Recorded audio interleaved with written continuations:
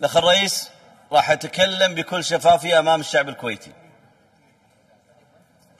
اجتمعنا في لجنة الأولويات لمدة 4 ساعات وبحضور 4 وزراء في الحكومة وبحضور 20 نائب من النواب. هذا الكلام اللي تفضل فيه الأخ وزير الدولة شؤون مجلس الوزراء غير صحيح. جاءت الحكومة بولا شيء، ولا رؤية، ولا تعهد، ولا ضمان، ونجحت هذه الحكومة بتفكيك تضامن حكومي كان متماسك طوال الفترة الماضية. طرحنا لهم كل الحلول أخي الرئيس، طرحنا التأجيل والمداولة الأولى، وطرحنا بعض الأشياء اللي ممكن يتحفظون عليها يقومون والأخوة الوزراء يبدون آراءهم بالقاعة، ولكن كل هذا ما حصل. وبعد 4 ساعات أخي الرئيس في آخر دقيقتين من الجلسة من اللجنة في اجتماعها قال الأخ وزير الدولة شؤون مجلس الوزراء ترى احنا ما كان ودنا نفاجئكم، راح نرسل رسالة واردة للمجلس. ليش ضيعتوا وقتنا؟ 4 ساعات نناقشكم وقاعد نوجد الحلول، واحنا اللي قاعدين نركض وراء الحكومة علشان نوجد أرضية للاستقرار أخي الرئيس. لأن استقرارنا لا يتعلق بشخص أحمد النواف وشخص محمد الصباح أبدا.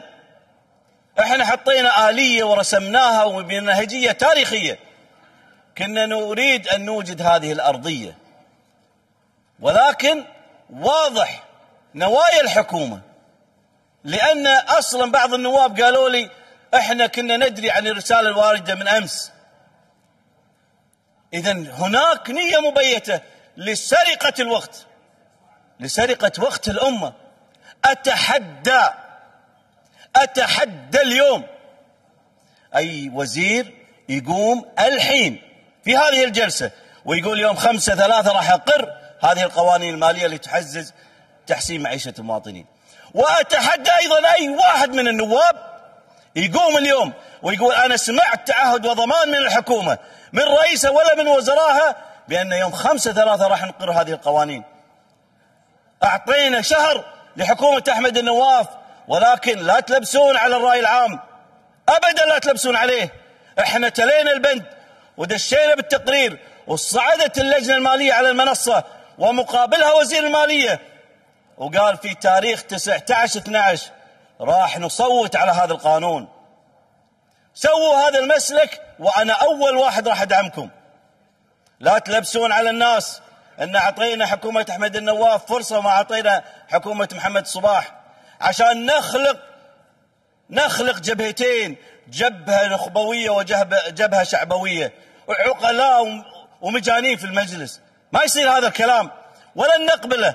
أنا اليوم أدافع عن قرارات مجلس الأمة المتخذة في تاريخ 12/12 ومسجلة في المضابط أخي الرئيس، لا يمكن لأحد أن يتجاوزها، مع خالص التقدير والاحترام للشخوص اللي موجودة.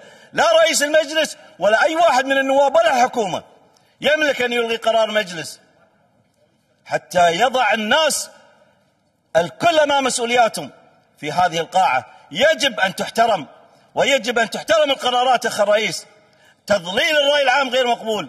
تبي تتكلمون تكلموا بحقائق، تكلموا بالشيء الصح اللي صار، لا تتكلمون بتضليل وتدليس على الرأي العام.